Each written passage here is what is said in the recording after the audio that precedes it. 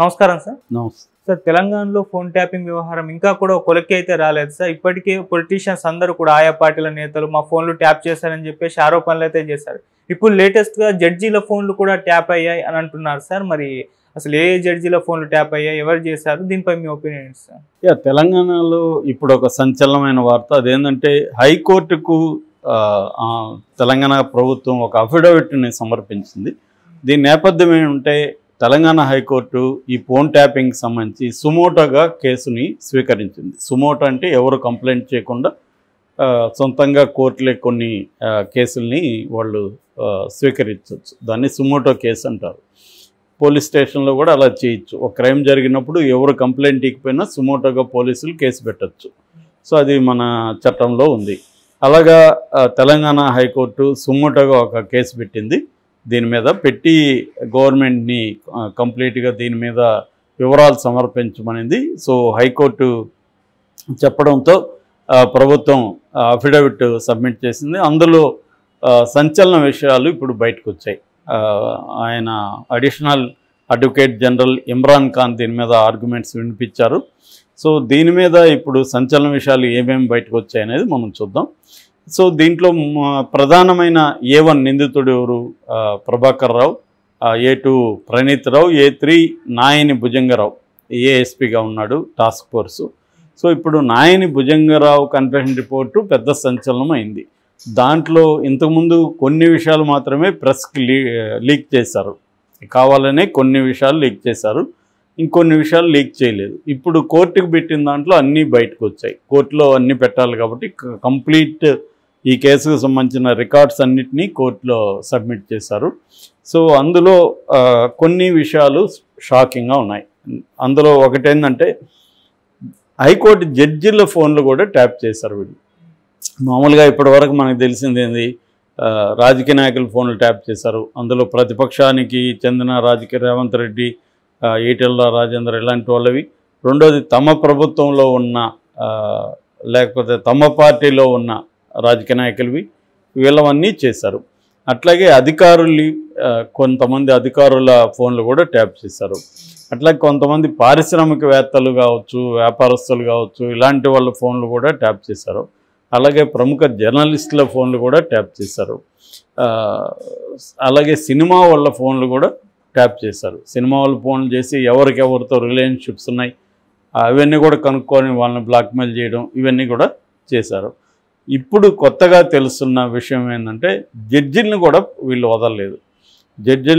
జడ్జిల భార్యల్ని వాళ్ళ ఫోన్లు, వాళ్ళ దగ్గర ఉన్న డ్రైవర్ల ఫోన్లు, ఇలాగా అంతా కూడా ట్యాప్ చేశారనే విషయం ఈ అఫిడవిట్లో బయటకు వచ్చింది. ప్రధానంగా ఒక జడ్జి గారి పేరు బయటకు వచ్చింది. అదేంటంటే కాజా శరత్ అనే జడ్జి గారు, ఆయన భార్య మాధవి గారు, వీళ్ళిద్దరి ఫోన్లు ట్యాప్ చేశారు అనే విషయం ఈ అఫిడవిట్లో బయటపడిందని వార్తలు వచ్చాయి.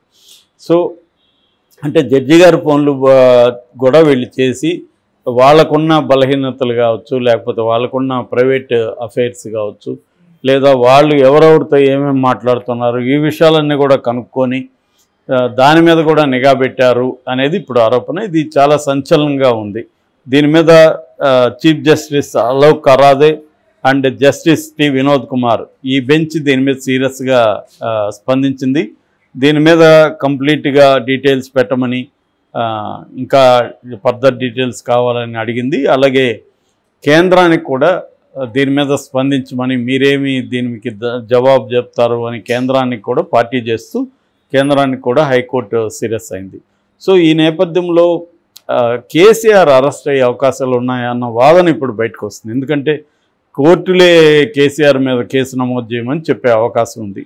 సో అందుకనే వీళ్ళు ప్లాన్డ్గా రేవంత్ రెడ్డి మన చేతికి మట్టంటకుండా కోర్టుల ద్వారా కేసీఆర్ని అరెస్ట్ చేయిస్తే బెటర్ అన్న ఆలోచనలో ఉన్నట్టుగా మనకు కనబడుతుంది. ఎందుకంటే జగన్ చంద్రబాబును అరెస్ట్ చేయించడం వల్ల ఒక రకమైన సింపతి క్రియేట్ అయిందనేది ఇప్పుడు పోస్ట్ పోల్ సర్వేల్లో కూడా బయటకు వచ్చింది. అది బయటికి కనిపించలేదు కానీ నిశ్శబ్దంగా సింపతి అయితే ఉంది. ఈ వయసులో చంద్రబాబుని ఇబ్బందులు పెట్టారు, జైలుకి పంపించారు అన్నది కనబడింది. అది ఒక రకమైన ట్రాజిక్ నెరేటివ్ని జనంలోకి తీసుకెళ్ళింది. అంటే చంద్రబాబు భార్య భువనేశ్వరి కావచ్చు, బ్రాహ్మణి కావచ్చు, లేడీస్ అంతా బయటికి రావడం, ఇదంతా గతంలో జగన్కి ఎలాగైతే సింపతి క్రియేట్ అయిందో అలాగే చంద్రబాబు కూడా సింపతి క్రియేట్ అయింది అనేది ఇప్పుడు పోస్ట్ పోల్ అనాలిసిస్లో మనకి తెలుస్తాం. అలాగే ఇక్కడ నిజానికి ఈ కేసీఆర్ చంద్రబాబుతో పోలిస్తే చంద్రబాబు మోర్ ఫిజికల్గా యాక్టివ్. ఆయన ధ్యానాలు చేయడం, మెడిటేషను, ఫుడ్ కూడా ఆర్గనైజ్డ్గా క్వాంటిటీ అండ్ క్వాలిటీ ఇవన్నీ చూసుకొని తినడం ఇవన్నీ ఉంది కాబట్టి ఆయన డిసిప్లిన్ వేరే. కేసీఆర్కి అంత డిసిప్లిన్ లేదు, అంత హెల్త్ కూడా ఆ కైండ్ ఆఫ్ హెల్త్ లేదు. ఆయన ఈ మధ్య కూడా పరిగి తుంటి ఎముక విరిగింది, ఇప్పటికీ అది కంప్లీట్ సెట్ కాలేదని చెప్తున్నారు.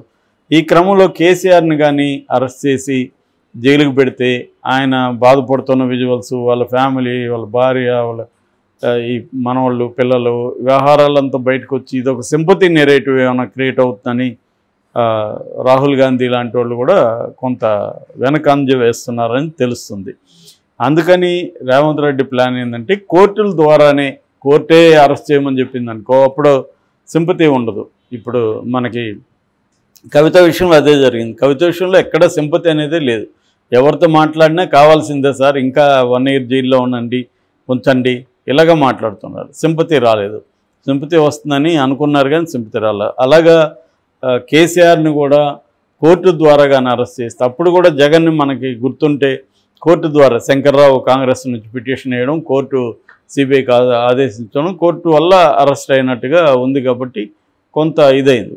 అలాగే ఇప్పుడు కూడా తాను ప్రతీకారం తీర్చుకుంటున్నట్టుగా కాకుండా కోర్టు ద్వారా చేద్దామనేది రేవంత్ రెడ్డికి ఉన్న ప్లాన్ అని చెప్తున్నారు. ఇది పనికొచ్చింది. ఎందుకంటే జడ్జిల ఫోన్లు కూడా ట్యాప్ చేసి జరిగాయంటే అది సివియర్గానే ఉంటుంది కేసు.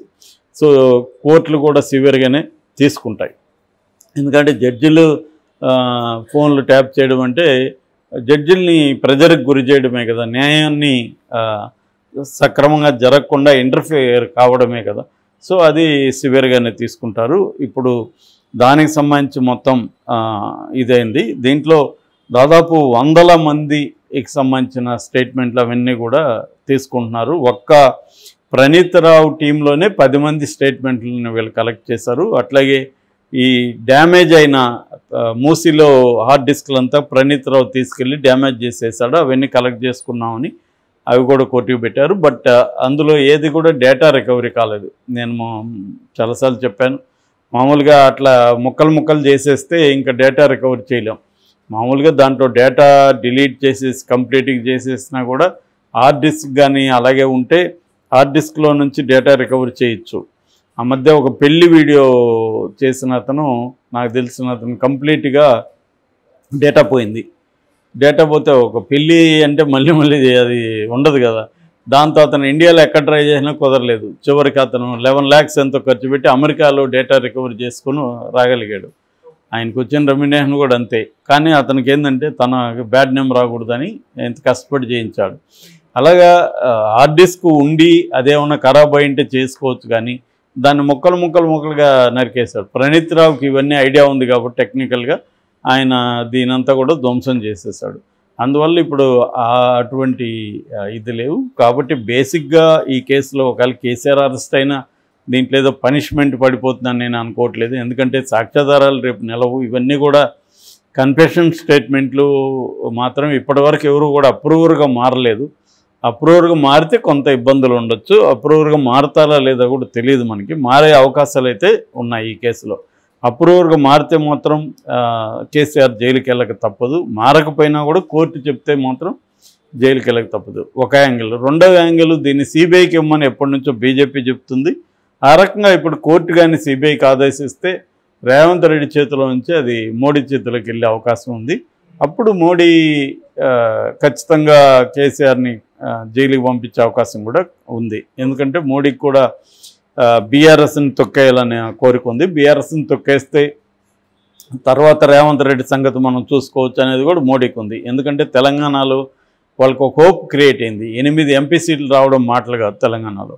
సో అందుకని ఇప్పుడున్న కష్టకాలంలో, అందుకని 2029లో తెలంగాణలో మనకి ఇంకా బలం పెరగాలి, ఇక్కడే గవర్నమెంట్ కూడా ఫామ్ చేసే అవకాశాలు ఉంది అని మోడీకి కూడా ఉంది.